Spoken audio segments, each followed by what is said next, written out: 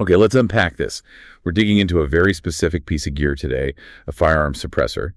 But the implications of this particular review are pretty fascinating. It really shows how technology is changing even familiar accessories. Well, great for fun at the range, maybe some specialized hunting or training, but generally just too bulky or heavy to be truly practical for, say, self-defense use on a pistol. Right, that makes sense. Adding significant weight and length to the end of a handgun barrel, it just fundamentally changes how it handles. Often makes it awkward for anything beyond, like, static shooting. Exactly. But this Banish 9K, it apparently made them really reconsider that whole idea. Okay, so that's the core of our deep dive mission today then. Why did this specific suppressor cause that shift in thinking?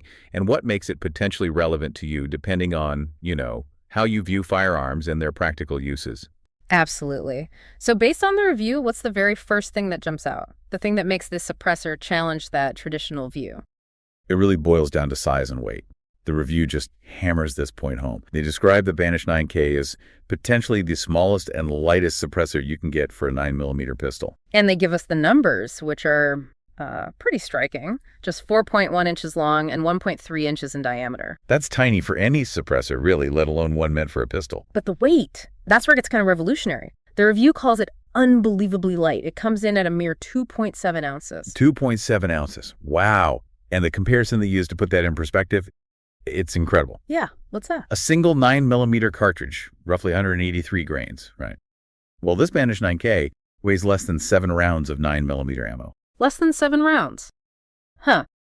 So the review points out you could actually attach this suppressor to your pistol, take 7 rounds out of a loaded magazine. And the total weight of the gun wouldn't effectively change. Right. And that just dramatically shifts the whole conversation about adding weight to a pistol barrel for practical use. Okay, so how on earth do they manage that light and that small?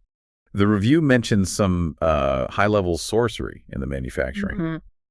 Well, maybe not literal sorcery, but it is pretty cutting-edge tech. Unlike, traditional suppressors built by stacking internal baffles, those sort of cone-shaped walls inside a tube that trap the gases, Yep. The Banish 9K is actually 3D printed as a single complex unit. Ah, 3D printing. Okay. Yeah. That makes sense. And what material are they using? Is it still steel or aluminum? Yep. It's 100% high-grade titanium. Titanium. And the specific process they mention is laser powder bed fusion, or LPBF. You can kind of picture it like building the suppressor up layer by tiny layer, melting titanium powder together with a laser beam, all based on a digital design.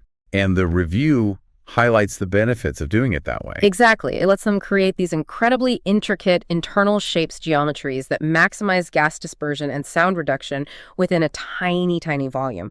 Plus, it's exceptionally strong, corrosion resistant, and critically very lightweight compared to older manufacturing methods or materials. That's how they hit that 2.7 ounce number then. That's the key. And this unique way of making it, especially the lightness it achieves, that has a big knock-on effect for another technical point with pistol suppressors.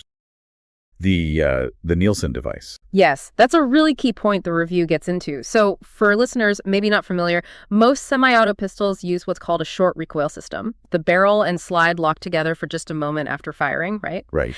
Adding weight to the end of that barrel with a traditional heavier suppressor can mess with that timing. It can stop the gun from cycling properly. Which is why you usually need a Nielsen device, sometimes called a booster or piston.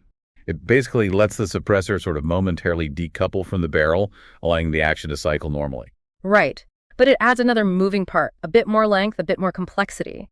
So what's fascinating here, as the review points out, is that the Banish 9K's extremely low weight often means it doesn't need that Nielsen device on many pistols. Ah, okay.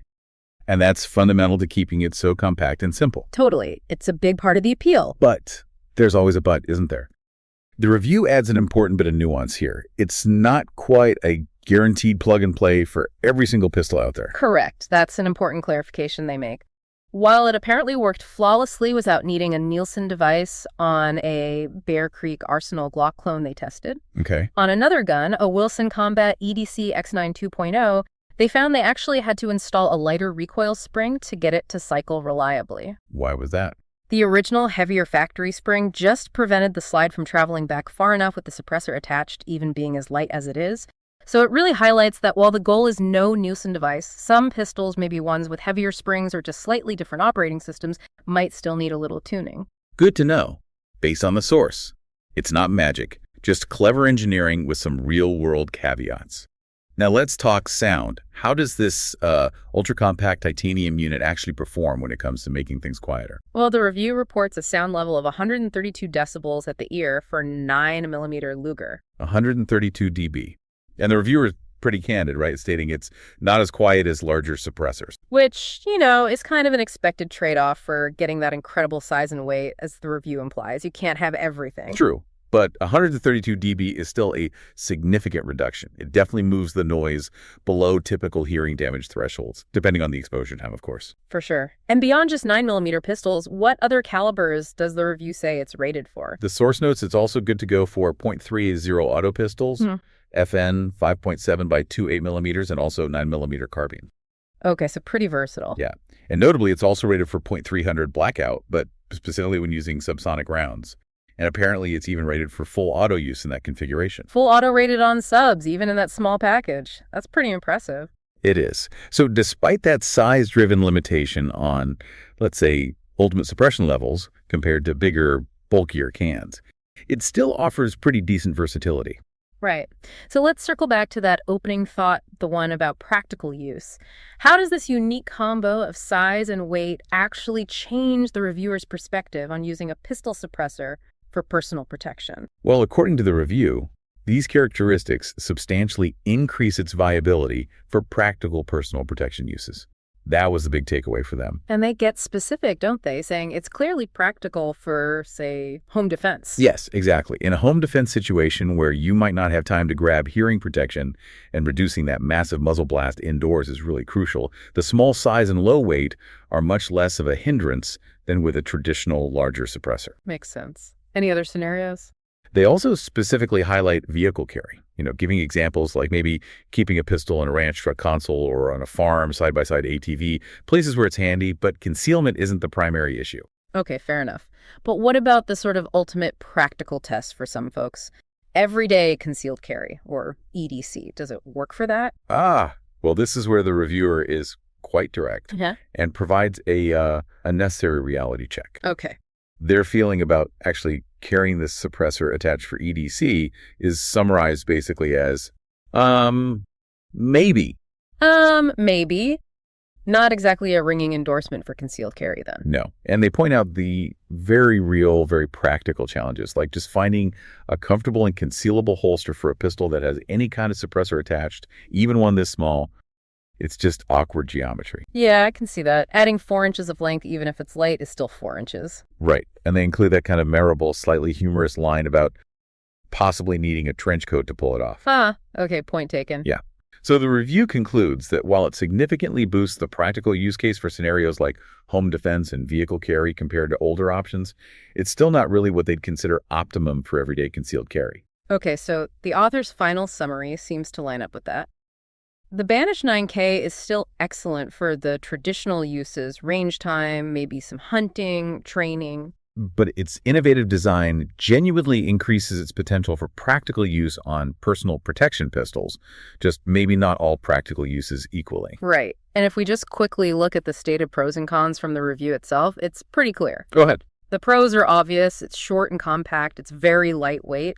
And the big one on some pistols, it lets you ditch the Nielsen device. And the main con they call out. Just that it's not as quiet as larger suppressors, which, as we've said, feels like a pretty expected trade-off you make to get those impressive size and weight numbers. Absolutely. Digging into this review really shows how advancements, particularly in manufacturing, like this 3D printing with advanced materials like titanium, they aren't just making things slightly better. Yeah. They can fundamentally change the form factor and the actual practical utility of established accessories, opening up completely new possibilities for how they might be used. It really makes you think about how quickly things are revealing in this space. So based on everything we've unpacked today, here's maybe a final thought for you, the listener, to consider. How might the increasing practicality and these changing form factors of accessories like the suppressor driven by new materials and manufacturing, how might that influence not just how you might think about using firearms, but potentially even future firearm designs themselves? Something to mull over as this tech keeps developing.